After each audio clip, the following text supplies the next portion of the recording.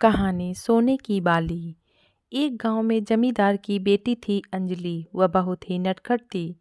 जमींदार होने के कारण पूरे गांव में उनका बहुत रौब था। गांव के सभी लोग उनसे डरते थे। अंजलि को जमींदार ने बहुत लाड प्यार से पाला था। इधर दूसरे गांव में एक किसान की दुश्मनी उस जमींदार से थी। इस दुश्मनी के कारण वे उसे नुकसान पहुंचाना चाह रहे थे, लेकिन मौका नहीं मिल पा रहा था। एक दिन अंजलि अपने खेतों पर खेलने गई। वहां जाकर वह अपनी सहेलियों के साथ घूम रही थी।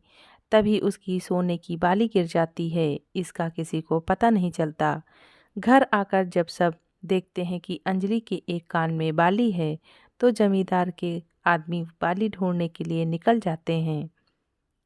अंजलि जिस खेत में खेल रही थी, उसके पास के खेत में राम किशन अपनी फसल काट रहा था।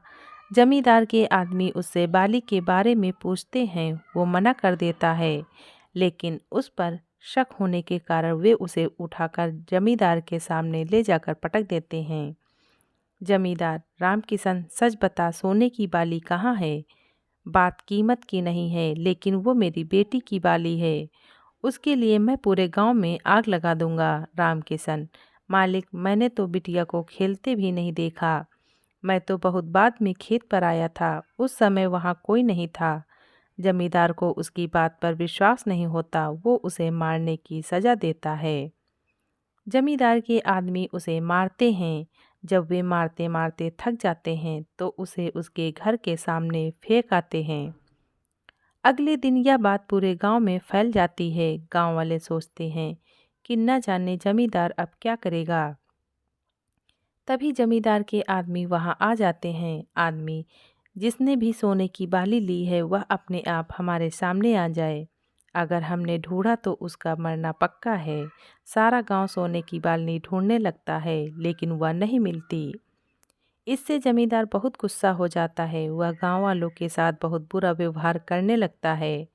अब जमींदार गांव वालों से सोने की बाली के बदले में उनकी फसल का हिस्सा लेने लगता है, जिससे गांव वाले भूखे मरने लगते हैं।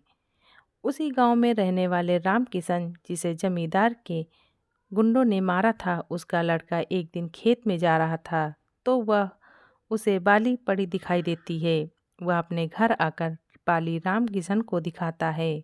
राम किशन: बेटा, ये बात किसी को मत बताना। कल मैं चुपचाप यह बाली एक चिट्ठी के साथ गांव वालों की ओर से जमींदार को पहुंचा दूंगा। अगले दिन राम किशन चुपचाप गांव वालों की तरफ से एक चिट्ठी के साथ बाली जमींदार की चौखट पर रख आता है। जमींदार को बाली मिल जाती है। चिट्ठी में लिखा था कि पूरे गांव ने मिलकर बाली ढूंढी है। वह खेत में पड़ी मिली थी। जमींदार गांव वालों को माफ़ कर देता है और उन्हें फसल का पूरा हिस्सा देने लगता है। इधर दूसरे गांव के लोग एक दिन जमींदार की बेटी अंजलि का अपहरण कर लेते हैं। जमींदार बहुत ढूंढता है, लेकिन अंजलि का कुछ पता नहीं चलता। तब राम किशन का बेटा जमींदार के घर जाता है।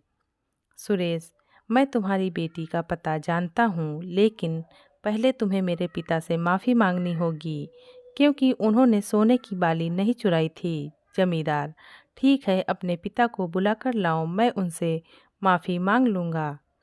सुरेश राम किशन को बुला लाता है। जमींदार उससे माफ़ी मांगता है। राम किशन: मालिक, छोड़िए पुरानी बातें, पहले बिटिया को ढूंढने चलते हैं। वो सिर्फ आपकी नहीं, पूरे गांव की बेटी है। यह सुनकर जमींदार राम किशन के पैरों में गिर जाता है और माफ़ी मांगने लगता है। सुरेश: मैंने आगे वाले गांव के कुछ लोगों को एक बोरे में कुछ ले जाते देखा था, वहीं मुझे ये अंगूठी मिली थी। जमींदार: यह अंगूठी तो अंजलि की है। फिर जमींदार उस गांव की ओर चल देता है। बेटी की बात पर पूरा गांव उसके साथ चल देता है। वहां पहुंचकर वे सब गांव पर हमला बोल देते हैं। तभी उस गांव का मुखिया आकर माफ़ी मांगता है। मुखिया: हमें पता नहीं था कि ये लोग आपकी बेटी को उठा लाए हैं, हमें माफ़ कर दीजिए। मुखिया अंजलि को लाता है, साथ ही पुलिस बुलाकर उन गुंडों को पुलिस के हवाले कर देता है। जमींदार अंजलि को पूरे मान सम्मान के साथ गांव वापस ले आता है। धन्यवाद।